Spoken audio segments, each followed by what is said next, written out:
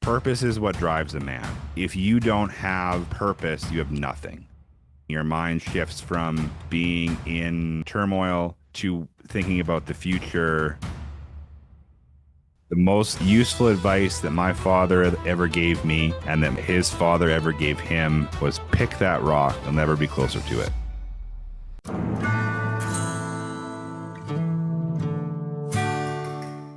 Days from now, it's Father's Day. There's a farmer in Western Canada this morning looking at numbers that don't add up. Not necessarily because he made bad decisions, because the weather takes what it takes and the bill comes anyways. 5 years of that does something to a man. This morning, Jeff Bennett is going to say the things most fathers in agriculture are thinking, and nobody will say out loud. This is On the Bone Trail. If you're watching this on YouTube right now, please like, subscribe, and turn the notifications on. It really helps our channel. If you know a farmer who's also a father, or some farmers that are going to be thinking of fathers on Father's Day, please share this one. My name is Dan Aberhart. I run Growing the Future Productions, Western Canadian agriculture's foremost live briefing platform. I'm the non-farming sibling from a family operation that today runs over 20,000 acres on the Saskatchewan-Manitoba border. Just finished seeding like 2 days ago. So congratulations to them. A little bit late, June 7th, I think it is. So one for the record books. But I'm also a father. That's part of the conversation today. And that's why I asked Jeff to come here and have this conversation. So the farm is two things at the same time. It's the best thing your family has ever built, and it is the weight that follows you into every room that you go to when you sit down with your kids. And most fathers in agriculture may not be able to say that out loud, not to their wives, not to their advisors, not to the room. Jeff Bennett's not going to hold back today. He's a fourth-generation farmer from Dodsland, Saskatchewan. His dad's farm is 800 feet from his door. I don't know if he's listening. Maybe he's got like a cup to the garage door today listening in, or maybe he'll listen to it in the vehicle. But Jeff has 3 kids, and for 5 consecutive years, the crop really hasn't given him a break. The world really hasn't given him a break, which we'll cover today a little bit. You might be feeling that too. So he built something in his garage, custom laser engraved glass, wood art, 3D crystal pieces. Not a hobby, it was a hedge. Jeff Bennett, good morning. Morning, Daniel. How's it going today, brother? It's going good. Love to hear it. Every farmer in this room's all fighting something right now, and even if you're not a farmer, you have your own battles. We respect that, and we appreciate you for showing up. So you didn't just come this morning to watch. You showed up because you have some skin in this game. So does Jeff. That's why this conversation is going to be a little bit different. Please put your questions into the chat or the Q&A for Jeff, and maybe we can do a little bit of who's who in the room too. Are you an active farmer? Is this your life? Are you a farm family? Someone, I love farms. Are you in the ag industry? God bless you. You work alongside farmers, and maybe you left the farm, but you never really left. I know where I fit in there. This isn't about me today, though. I wanted to share the partners that make this platform possible. Bone Trail Originals is with me. Jeff's with me today. Also, really appreciate Crop Aid Nutrition, soil health for the ages, right out of Saskatchewan. We put on some Crop Aid SS last fall. Jeff, you thought your salinity looked a little bit better there this spring? There's definitely a difference. Yeah, I'm interested to see what grows there, because those spots were very much just kochia. So if we get a crop there, we're ahead. That'd be a beautiful testimonial. Hammond Realty, having a lot of fun collaborating with Tim and Wade on the transition train. Grip, just received a message from some people that joined their cohort. So they're taking thousands of spreadsheets and amalgamating that, and QR code heaven. And Convergence Conference 2027, we're having a meeting about it today. The planning never ends. The excitement never goes away. We are very stoked to be coming back to Regina at the Doubletree in 2027. So now we're going to get into asking Jeff some rapid fire questions. We've got 60% are active farmers this morning, and 20% are from the farm family, and 20% from the ag industry. So we appreciate all you coming here today. And Jeff, are you ready? Let's do it. Jeff, what does your life look like as both a father and as a son? That's a question I've actually had a lot of time to think about, as there was many hours in the tractor, and you and I have been talking about this being a potential topic. So I think one of the things that's hard to understand is that when you're a father, you're also a son. And when you're, so everything comes from that perspective.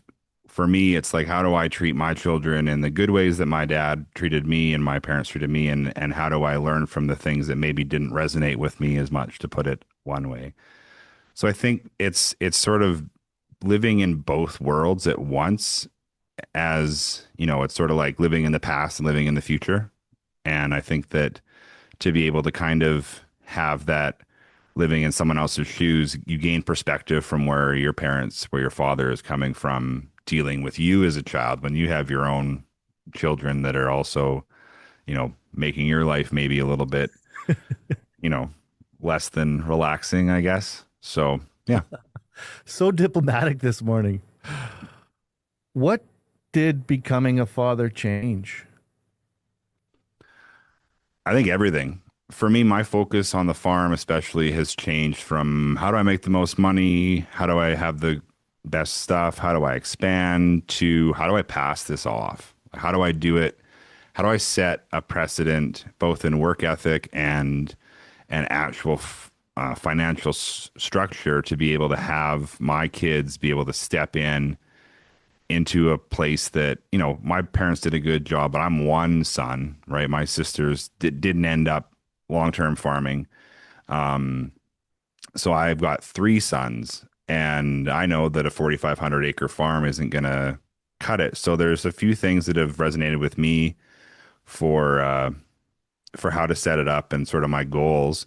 One of them is the boys need to get a trade.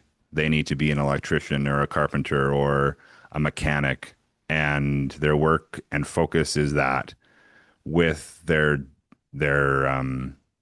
goal to be on the farm. One of the things that I wanted to provide for them is a house. So one of my goals will be to have three houses close, or sort of close, around here for them. Sounds kind of ridiculous, but I only need one more house. So, It's not that much of unless, a pipe dream.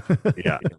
And then just thinking about, you know, obviously there's a gap, an age gap in my kids. So to be able to have them come in and be aware that this is not this, I don't want to pass it off to one. I want them to all to farm, but to do that, you got to have an off-farm job, an off-farm skill that comes back to the farm.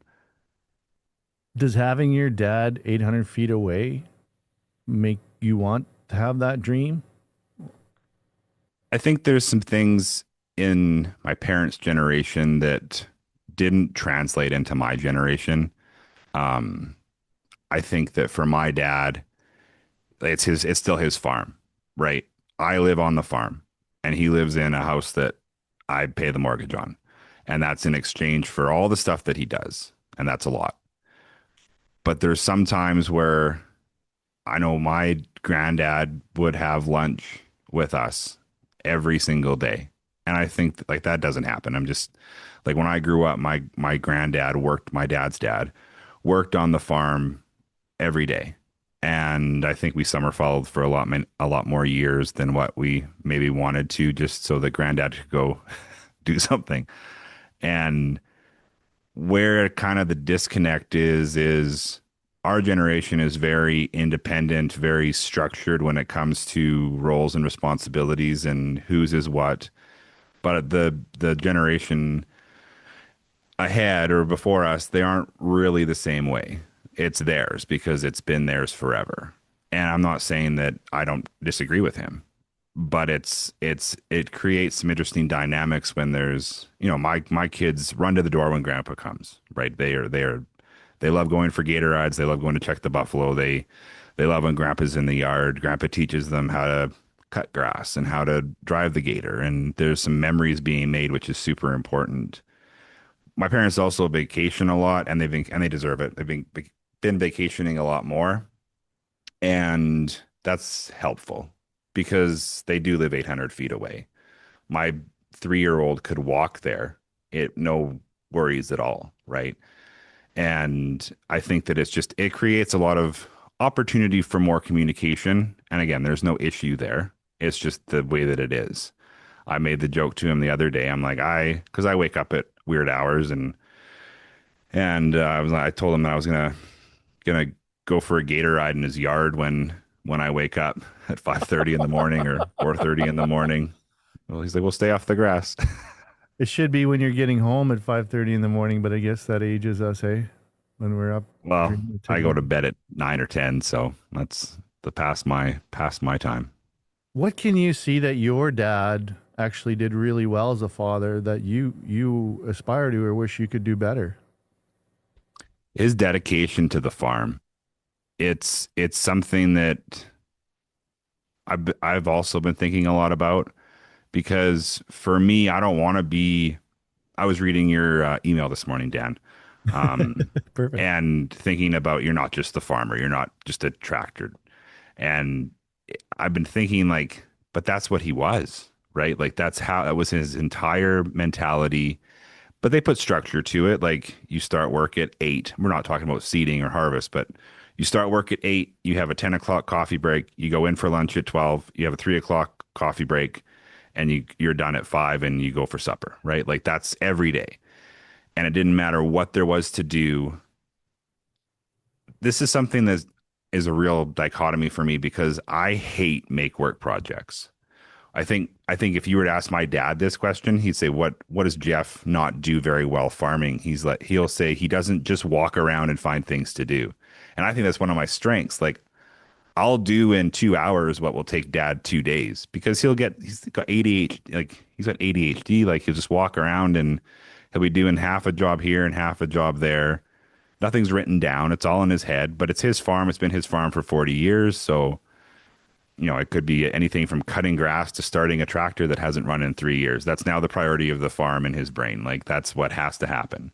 And for me, everything is prioritized by timing and efficiency, what saves me money, and what can I do to be able to get back to spending time with my kids, right? And that's not saying that dad didn't, but there's definitely a difference in how we farm, I guess. Wow, is anybody hearing that in themselves out there today? Sharing that experience. Jeff, take me back. That brings me back to when we were talking on the phone in the fall and you were changing a belt on the combine and you were explaining to me how you were doing it versus the way your dad was thinking about it in the discussion you had. So my combine is worth a lot, and it's not owned. John Deere owns my combine, but my combine is worth a lot of money. And if I wreck something on it, it also costs a lot of money to replace. So my thought process is not duct tape and baler twine with certain pieces of equipment. My thing is how do I fix this, get it right so I can keep going, right? So with newer pieces of equipment, I tend to rely on the dealership's mechanic to come out. I'll be there, I'll watch how it's done, see if I can do it myself next time it breaks. So there was this belt, it was a quad, and it was off.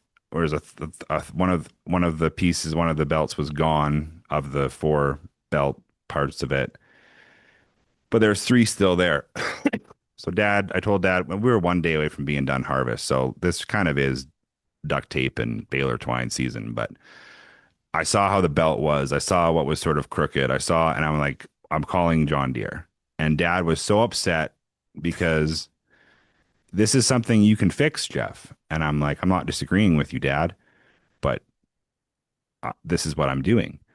And so we called John Deere. They came out, they fixed it. Could I have done it myself? Maybe, but I also would have had to go to Roasttown to get a new belt if we were to do it correctly. If we were to have just put the 3 belts on, it would have definitely wrecked something. Neighbors had that mentality. They did wreck something. Hydraulic lines came off. Phew, a mess. So I'm not saying that dad was wrong in that situation, but I will default to certain archetypes of a farmer, and one of them is called a mechanic farmer because I'm not a mechanic. Am I afraid of that kind of work? No, but when you have to get a voltage meter out to figure out why this header's not lifting, I mean, we're out of my comfort zone. You want to pull this thing as hard as you can and bend the steel. That's where I come in. That's where that's where I would like to put my work into. But if I have to figure out, and systematically, I don't mind figuring that kind of stuff out, but I don't have any of those expertise. That's why part of my quote unquote plan for the farm is to put the boys in every single part that I'm not, right? And a trade, like have them be a mechanic, an electrician, you know, so that when they come to farm together, they each have different skills that contribute to each other. I don't have any, there's no rainbows and unicorns with my thought process there. It's just a difference between my dad wanted me to be him, right? He would always say, you don't have to do it my way, but, and then he would explain how I should do it his way, which is fine because my dad farmed for 40 years quite successfully. And so when I look at skills that my boys will, I mean, it's really hard because it's like trying to pick a NHL player out of a U9 kid. It's impossible. But there is certain things that you look and you're like, well, this kid likes building Lego. And this kid can't stop staring at lights. And this kid likes to flip switches and figures out how, these things move. And, you think, well, maybe those would be things that they would enjoy in a trade or in a career and building things, fixing things, whatever. And when it comes to dad did everything. Whereas now I can't do everything. It doesn't make sense to do everything. A $60 part will annoy my dad to no end. Whereas I had spent $3,000 on a hydraulic pump or a liquid fertilizer pump because I had no other option. Like I don't. And again, part of it is also where I live and just things taking so long and the pressure behind it. You can't just go get a seal kit from Rosetown at 10 o'clock at night, come back, have it fixed and work in the morning. Like that is what some people do. It's never been the type of situational farming that I've wanted to do. I changed the pump, right? Because now I have two pumps. Like everything has a plan. It just doesn't always come into play. And I think that's one of the things that I do have an advantage over my dad in is that, there's a long-term plan to everything. And not that dad didn't long-term plan, but everything has a filter put on it or a program that is run to put it in your AI terms. There's a little bot running for every scenario that happens that, well, this plays into that. Does it help me now? No. Does that pass it to the next level? Yes. Okay, we'll do it. If it doesn't pass those levels, then I don't do it that way. And what would your dad say in his voice about that situation? Which situation, and do I have to do the voice? The situation with the combine. What do you think your dad's seeing through his eyes? Is dad farming or is he advising me as a farmer? He's there by the combine and you guys are having this discussion. If I asked him, Hap, what happened with this combine situation, or I was on the phone with him instead of you, what would he say?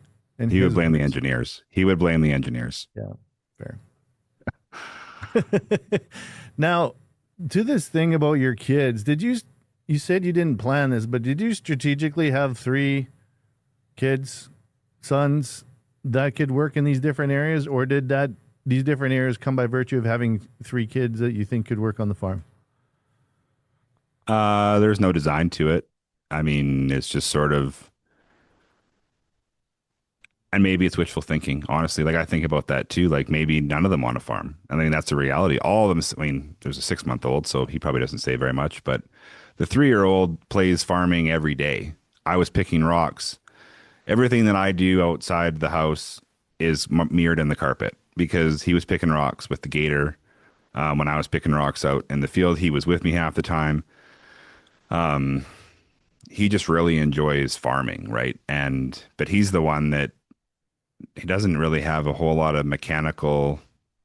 I mean, he was more like me in that way. Like, I don't really care. I like to see how things work. I like to take things apart, like kind of like Axel. But like when it came to actually, it doesn't. It's not.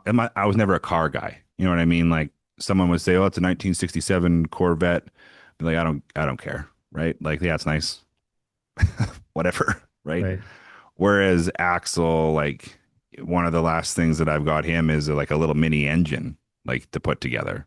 So again, part of it I realize maybe is me putting these things in and shooting an arrow and putting a target around it after. I'm well aware of that. They may not, they all might want to be electricians. They all might want to be mechanics. None of them might want to do anything when it comes to that. But that's the opportunity that I want to present to them to sort of, and this is not anything about the boomers. This is talking about society and the way the ag industry is now. If you're not prepared for some sort of prop up as far as a life goes, because you could be a farmer and go to the bar 3 times a week and not get up till 10. Your dad's not around to, to help or advise or anything like what I have in a real good way. You could get lost in this industry pretty quick. You could either quit or you could sell it or you could, you know, fail miserably, or you could do everything what you think is correct and fail anyway. So that's sort of where I see, and this isn't against my father or against my mother or anything like that. It's like, okay, I'm raising these children. What would have really helped me in these situations? What do I think would help them? And I think as far as even just a lifestyle, you have a job, you have the farm, you have a house, you have someone who you can talk to no matter what, no matter how bad things get. And that's how I've been raising them. That's how we talk to our kids. Like, yes, we're your parents, but when you're 40 years old and I'm 80, I would like you to like genuinely understand that what I did was for what I thought was the best. And it's not me. It's not egotistical. It's not dramatic. It's just that's literally the part of farming that's for me worth it, right? I don't really care that I'm having financial issues. I do. I hate owing people money. I hate owing entities money. But that's just the reality of it right now. I'll pay all my bills. I promise. I'll pay all my bills. But they're not going to be on time. There's no way they could be on time. And I think for me, it's like, well, what can I do? Because it's great to complain about it on your podcast, but then what can I do about it? So I think that, and I sort of keep dad out of the garage, like my majestic workshop, because it's mine, right? Like he helped me with the farm. This is mine. This is how I want to contribute to the farm as a living being, right? As something that my great grandfather started, and then my grandfather continued, and my dad built, and I, whatever, put the life vest on, right? Made it a little more bulletproof. In that context of what you think for your children, what did your dad envision for you, and how are you living up to that vision that he had that he wanted for you? I don't know. I honestly don't know. I don't know if dad had a plan. I don't know if it was, I mean, he eventually made it happen. Obviously, I farmed. The farm started to be, there was a succession plan in place. But I don't know if he thought about how to like the the problem with farming now is it's not farming then. And I don't think that generation understands it. I don't like they were getting out when it was shifting to this gong show. I think a huge analogy that will always be a struggle between the Gen X, millennial, Gen Z coming up to the boomers is if you just worked harder, right? That's what they think. If you just worked harder, worked smarter, made better decisions, get an off-farm job. An off-farm job, let's say you hired me, Dan. Let's say I'm amazing. You paid me, which would probably be ridiculous, $60,000, $100,000 a year for whatever that meant for time or whatever. How the hell am I going to justify that payment from you and still farm. So how does that work? It doesn't. Go work in the oil field. Okay. Don't now all of a sudden I'm divorced for a third time and I have no relationship with my children. Go work in the mines. What mines? Right? Like the world that they operate in doesn't exist anymore. And it's frustrating because we're not trying to say like you wouldn't have survived in this world. We're trying to say that this world that you have as your archetype for what farming was doesn't exist anymore. It just doesn't. It's my $3,000 pump that I changed was $1,000 5 years ago. I know because I bought the pump like three times of a price increase in five. Well, maybe it was 10 years. 10 years. Like my combine that I don't want to wreck the belt on and all the hydraulics with the headers $1 million. That's more money than the farm made in 10 years in the 80s. I don't know that fact, but let's say nothing is apples to apples. There is no comparison between the two besides the fact that we both love the land and we both want the lifestyle. And I think that's where maybe I'm not saying this is my dad saying this in my head either. It's just a generalization between generations on the farm and off the farm and now on the farm because it's frustrating. It's frustrating to operate in a world that has your mentors and your advisors that their world and where their advice comes from doesn't exist. It's gone. It's been gone for a while and it's getting worse. Wow. Harry Siemens is asking, in Jeff's case, wanting and needing to expand. First of all, I don't know if that's actually true, maybe, but we'll let you answer it all here. How do you view the Manette situation, but not just one situation, but how does something like this affect the bigger picture for the farming sector? And I was going to segue that into talk about your numbers for the last 5 years. That's what I wanted to ask you. Talk about the math.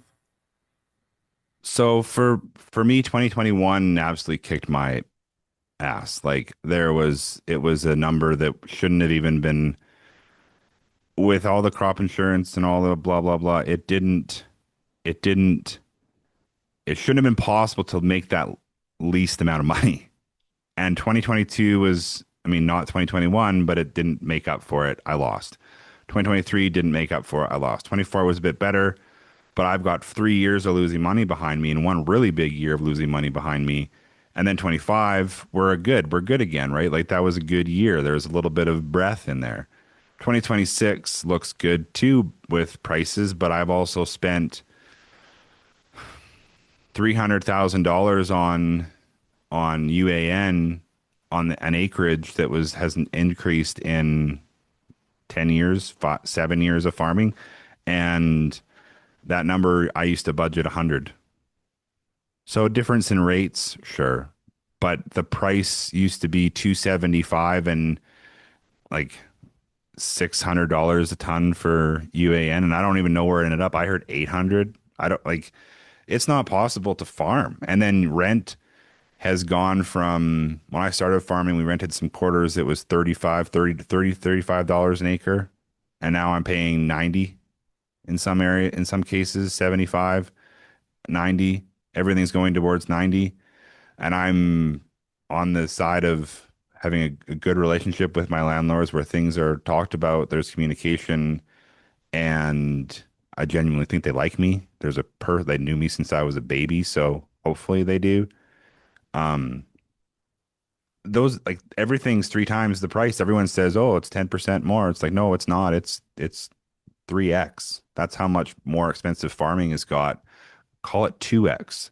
I mean, I sort of went on a tangent there. I'm not sure I don't want to expand right now. I can't expand right now.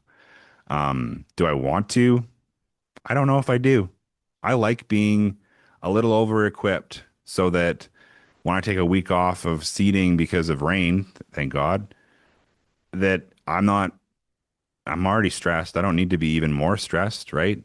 And as far as the Manettes go, I don't know. You and I have talked about the Manettes a few times. My position from a human side feels bad for them. My position from a farmer side doesn't have like, oh, you deserve it. But I mean, the same thing happened to me essentially. The difference is I wasn't leveraged out the wahoo by, everybody, right? Like, I don't know how, I don't know, I know Daryl a little bit, but I doubt he even remembers who I am.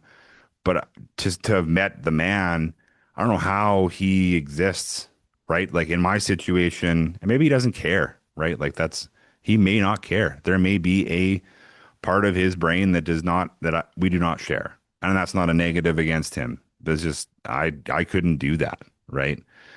And this is something that you said that sort of stuck with me. Like maybe he does have the same mentality that you do, Jeff, where he is going to pay everybody back. Cool. But as far as the model that he had, I don't know. I see other people that have done similar things in a smaller scale and they've gone broke before, right? Like it just seems to be you have this idea that you want to do and nothing can stop you until it does, right? So I think as far as a farmer goes, the numbers don't add up to farm. They don't add up to farm if you're trying to do it like I'm trying to do my engraving business, right? Like it's impossible because the things with the engraving business, you can stop spending money. I don't have to spend any more money. I could manage my inventory. The thing with farming is you have to spend money all the time. Being it has to be leveraged or it has to be banked because there's no way to do it without that. The numbers are so big, they don't make sense. And unless you're looking like crop insurance would cover 2/3 of it, you go to crop insurance 3 years in a row, you should be broke. And I did, but I'm not. And the only reason I'm not is because I've always had the mentality that I'll figure it out, right? Did I figure it out? I don't know. I'm still in the same situation. So maybe I'm just being prophetic Why did you want this life for your sons then? because I think that if you can do it, if there's a way to do it, I'll figure it out before they have come into the picture and they will know what I know.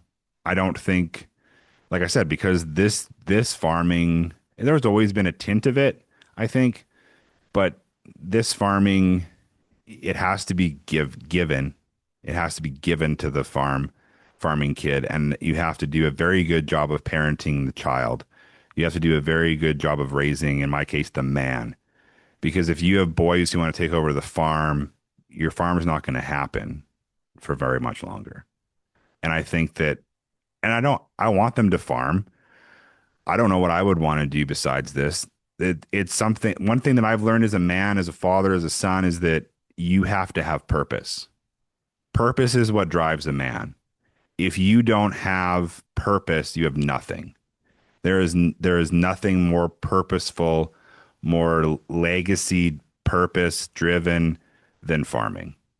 There's nothing else like it. You can be in an absolutely horrific mental state and be in that tractor. You're thinking about things, you're planning, your mind shifts from being in turmoil to thinking about the future. Your kids come out to bring you your lunch, they go for a ride with you, they leave, and your mind shifts, and all of a sudden you're just enjoying being out there. I like picking rocks for the same reason. Like the crop's in the ground, you can see it come up. It's like I did that, right? There's nothing else. I don't know. You're a lawyer, you win a court case, congratulations, go home to your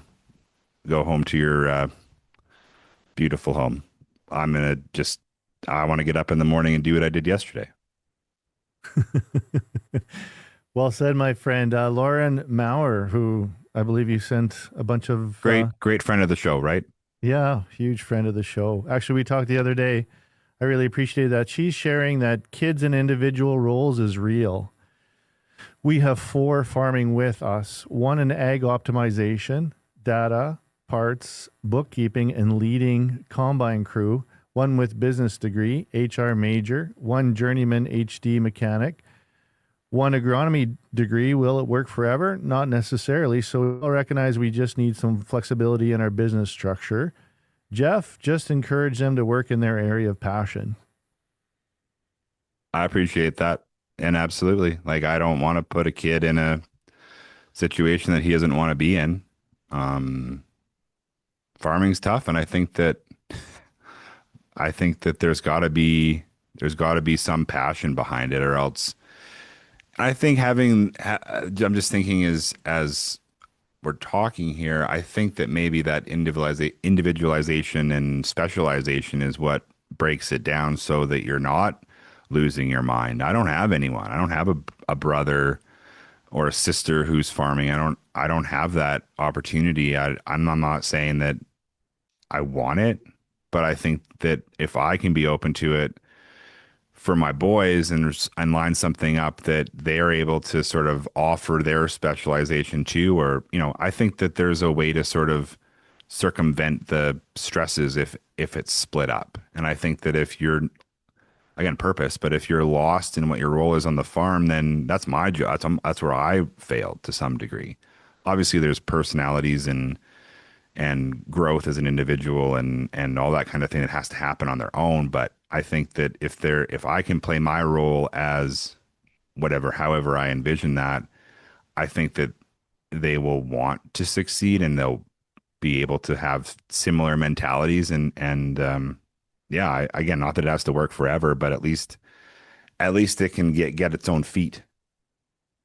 Merle Massey is saying, Jeff, if you like picking rocks, we could really use you. Maybe.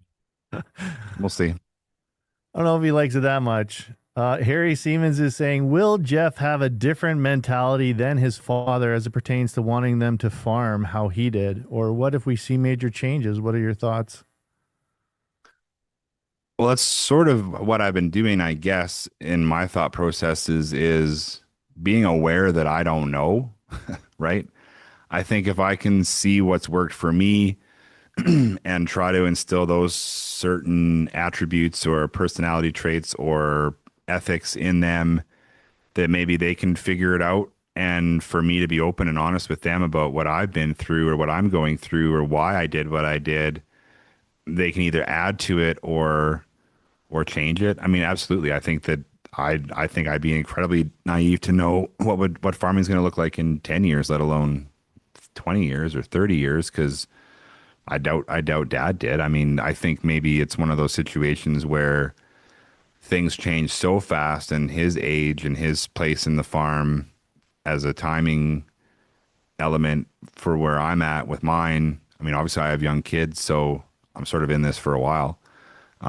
This mentality of teaching and mentorship or growth or a role model to some degree for, I think I'm in it for a while. So I'm always going to be aware that I could be wrong and maybe, but I don't think you can be wrong in a situation where you're just trying to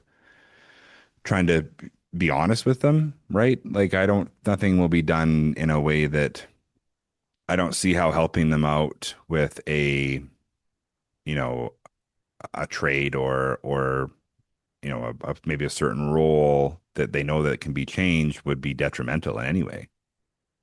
Mm. What are you doing really well now that you could see your grandfather or his great grandfather, your grandfather, and your farmer needed to improve on? What is getting better for the Bennett fathers throughout the generations? I don't know if they would know because I think for me, what I want to be is present. I want to be stable. And I think one of the things that maybe the boomers have a really hard time with or the greatest generation or what it would have a hard time with us is how little physical work we actually have to do. And I think that's why I like picking rocks too, because like, I mean, it's way easier for me even than it was my granddad or my dad. But there's so few jobs on the farm that are physically demanding. And when you're physically active, your mindset changes, right? But for me, I think they would have a hard time, or they would be really proud of how the focus has continually shifted forward, where my focus is, yes, the farm, but is the health of the children farming. I know the stresses and maybe, I mean, they had their own stresses, but I think that it was always so acutely current for what their stresses were, whereas my stresses are obviously current, but my focus has changed to forward of that to 20 years from now and it not being me, right? It won't be me farming then. Well, I got a good question for you, but Merle Massey's hit the comments coming in hot. One thing that we're learning this year is that we build farms when we're healthy. When something goes wrong with our health, physical or mental, the regular farming challenges exponentially increase. It's so much more difficult, even impossible to manage what you've built, whether it's fewer bodies doing the work or a body that can't handle the long days or handle the regular wear and tear. Jeff, your story really resonates. Fine, I'll pick your rocks. Wow, that's just buttering them up for some rock picking. Um, yeah, I mean, I was, I was out picking rocks and Mike Palmier, my brother-in-law, also agronomist, rolled up to the field, scared the heck out of me. And we chatted for a little while and I forget what I told him, but I said how this I got this text about something in the crop or some I forget what it was. It was not a good news situation. And I remember like 2 years ago, that would have broke me for the day. Like bad news broke me. I just could not figure out how to move past it, how to move on. I could hear my dad in my head all the time, just go do something. I don't want to do anything, right? If there's no point to me doing it, I don't want to go do anything. And now I just thought, I think I looked at my phone with the news and just sort of put it in my pocket and kept doing what I was doing, right? You're absolutely right. Your health matters so much. And I've had some, health issues in the last little bit too. And, I think about it and I'm like, my kids are way too young to do this. If I can't do this, there's no one else to do it. I think it's that sort of on an island mentality that is both thrilling and incredibly stressful. There's no way to get the work done if you don't do it. And I think that a difference between my dad and I is that really bothered him that if he didn't do it, no one was going to do it. And for me, it's like, well, let's work on that, right? And I think that's why having the mentality of having your kids want to be around you all the time, and I'm not saying that my dad didn't, but having the mentality of the goal is for them to be able to do it successfully, mentally and physically. I mean, that changes what you tell them and how you tell them. I don't want my kids to be fat. And I don't mean that in a physical way. I mean in a health way, right? I want them to be physically able to do things and understand that when you do things physically, there's not only a mental, you know, element to it that is beneficial. There's also the physical side where your body it's a good time feeling, right? So I think that there's just maybe more awareness and more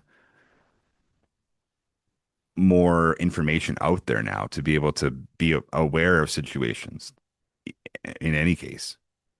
Absolutely. Well, and I'm glad you're better. I can testify, my friend, that you've gotten a lot better over the last couple of years, and it's good to see you, spirit coming back. I think it's my haircut. Well, you are looking Seville. I did want to showcase my haircut for You should. fans. You should, as you should. Dan fans. You talked about the distinctiveness as farming as a career. What does farming specifically as a career do to fathers? So 5 years of stress or positives, the good or the bad. What does it do to fathers relative to other 9 to 5 careers or other things you could be doing in life? I think it's so individual. I think that the good thing about farming is you can be with your kids every day, right? You're not leaving before they get on the bus or go to school, and you're not.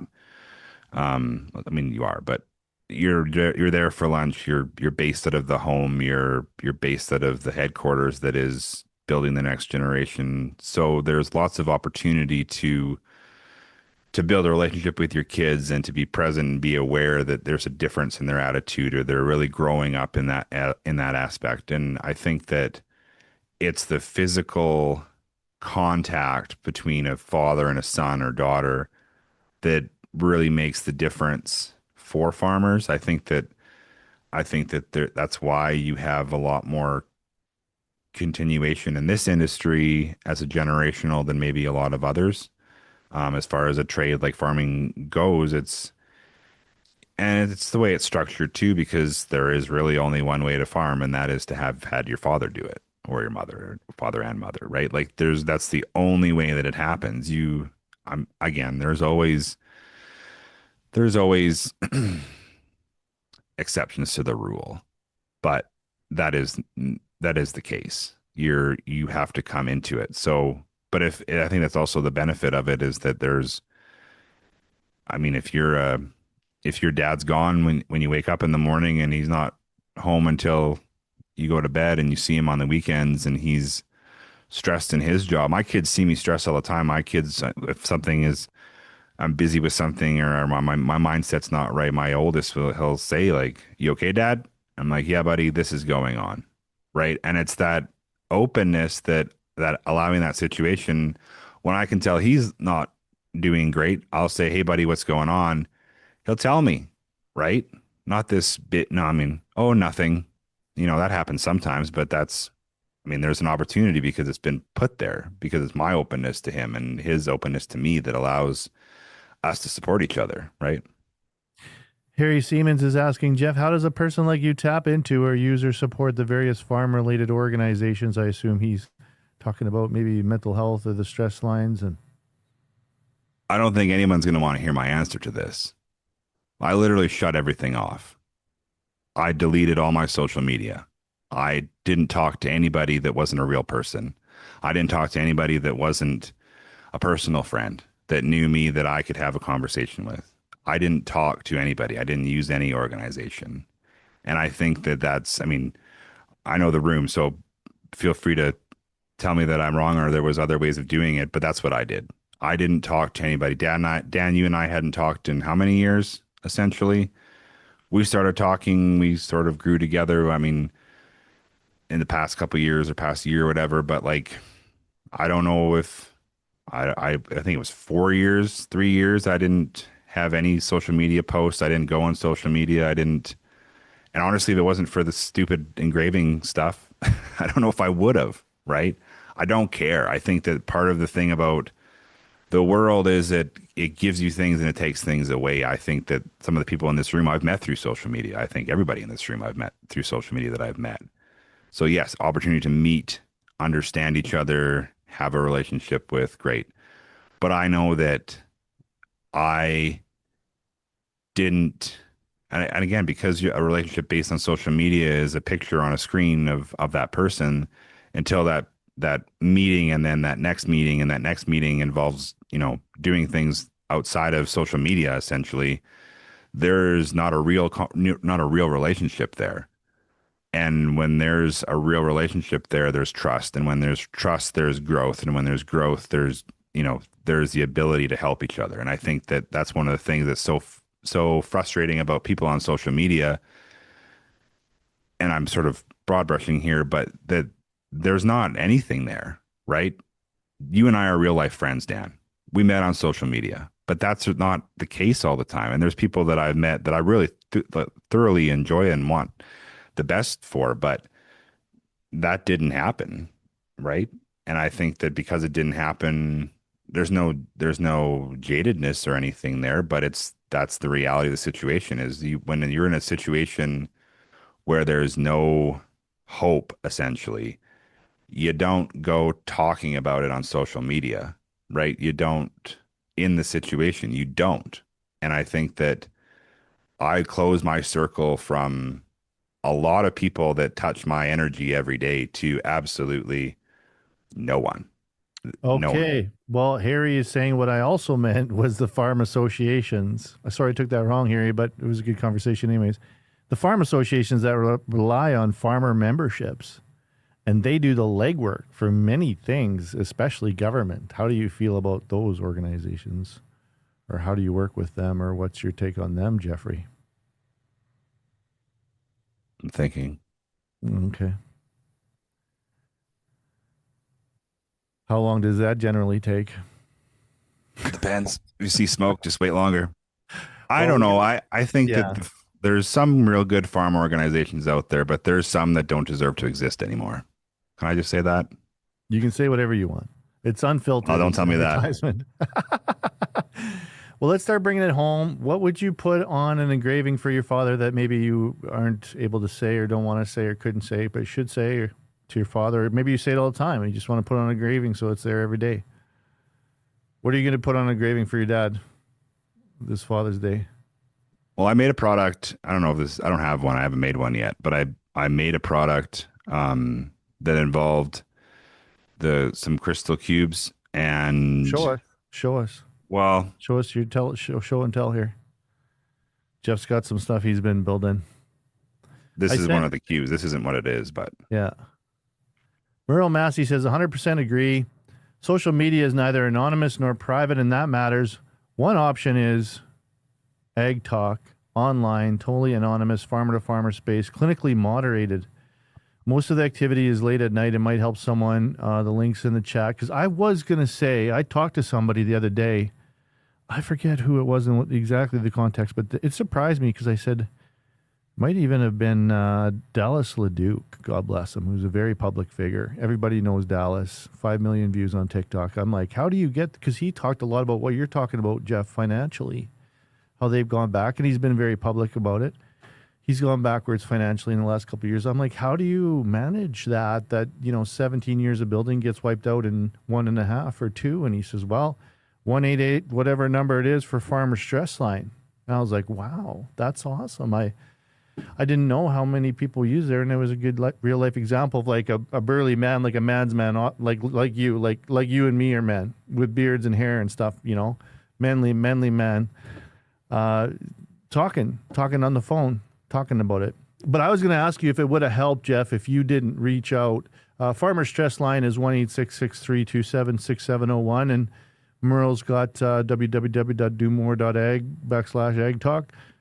It might have helped you, Jeff. When I seen you, you were a ghost. You were a shell of a man for like 4 years, man. When I seen you at the trade shows and stuff, or when I did, maybe you would have bounced back earlier.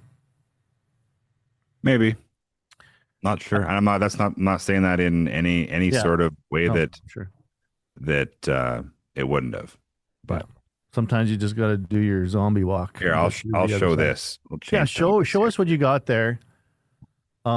Jeff, This might bring things in a little bit for both the business and the family and having sons. Okay. You want me to read it there? Bennett Code, protect your family, honor the elders, a little bit to the, their camera's going after the bear. Protect your family, honor the elders, teach the young, be loyal to your friends, go up. This is like reading from a teleprompter. This is like the Star Wars intro.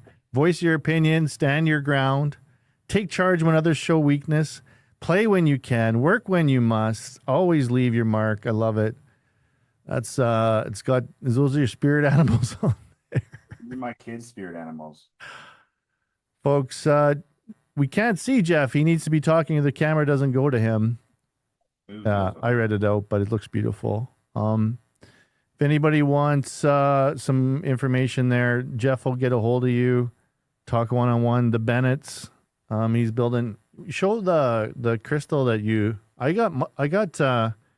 Dad turned 75 and made a crystal of him, and then with the farm behind him on the monument, it had the farm the year I was born, 75, and that was just so awesome. And of course, I know they got a lot of good when you're in Arizona, you compare the furniture and you compare various things, or you talk about it anyways at the potluck, and that's a big topic of discussion at the potluck. What are you looking for there, Jeff? You're looking for something else to show? I don't have face. I have a farm brand of another Father's Day gift, I guess. Well, why don't they go to the website, bonetrail.ca, because we built a beautiful website. Yeah.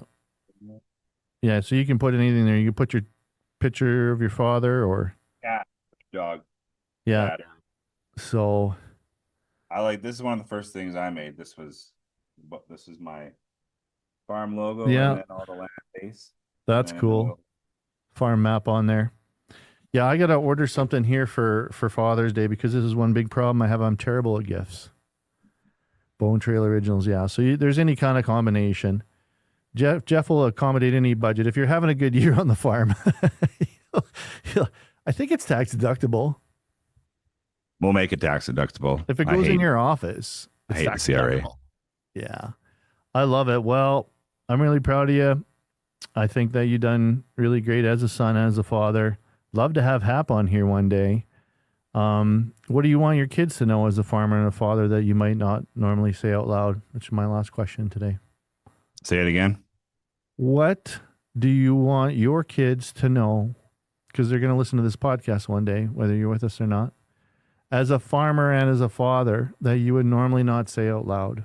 This is your chance to say it forever on the internet. To my children? To your children.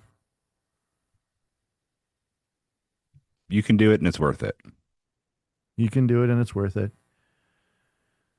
So Merle put the website in here. Well, that was a great conversation. I really appreciate that. We thought of this at the last minute. Let's do a Father's Day thing. You're the guy to do it. You're making gifts of appreciation. What better gift of appreciation could we give than to our farming fathers? And we love you very much. We're proud of you. Thanks for everything you've done. I know our father, I would attribute everything that we've achieved to that Volga German work ethic. I love you, brother. Thanks for doing this. Love you too. Thanks, Dan. Yeah. Merle said, really love the honesty, and I didn't know Jeff was doing this. Expect some orders, Jeff. There you go. Thank Keep you. the lights on for a bit. You really want me to pick rocks? Well, that's an act of last. I'm really good at it. I'm really good at it. So here, I'll end on this. I'm going to change the whole scope of the conversation, but yeah, the most useful advice that my father ever gave me and that his father ever gave him was pick that rock. You'll never be closer to it. You should put that on a rock for Father's Day. I actually picked some nice flat rocks when I was picking rocks. I'm like, I'm going to put this in my laser. I bet I can make something out of this. I'm going to monetize these rocks and thereby digging a hole on the farm. All right, everybody. Well, we got another great one coming up with kind of on the same topic here with Corliss Rassal. She's even better looking than Jeff and very well spoken and TEDx talker. And she's having a lead conference in the fall. And I did some leadership training with her at a real low point in my business. And she picked me out of the gutter and got me going again with a great vision. And here I am. Look at me now talking to you on Zoom. And then she's just got such a wonderful message. Honestly, I want to hear it too, because we all get so attached. And here I am building another business, Jeff, getting attached to business again. You know what I mean? So we got to be careful. And you too. We both been wrapped up in Bone Trail, but we are not Bone Trail. We are not growing the future. We're not our 9RX. Like, we're human beings when everything shuts off, whether it's the tractor, the cameras, or whatever. I wish that was my 9RX. That thing's sweet. That's a nice one in the photo, hey? Well, yeah. Then you'd be happy. All right, everybody, have a great day. It sounds like the crop's coming up good there. Hey, Jeff, report. Yeah, it looks real good. We've got a couple inches of rain on it and in half-inch or inch increments, so it's looking real good. I always feel like a farmer from Manitoba or Alberta when it rains right after I finish seeding. It's just, I guess, my blessing for this year. Well, it's nice to know how they feel all the time. All right, brother, keep it real. See you later. Thank you. You're welcome.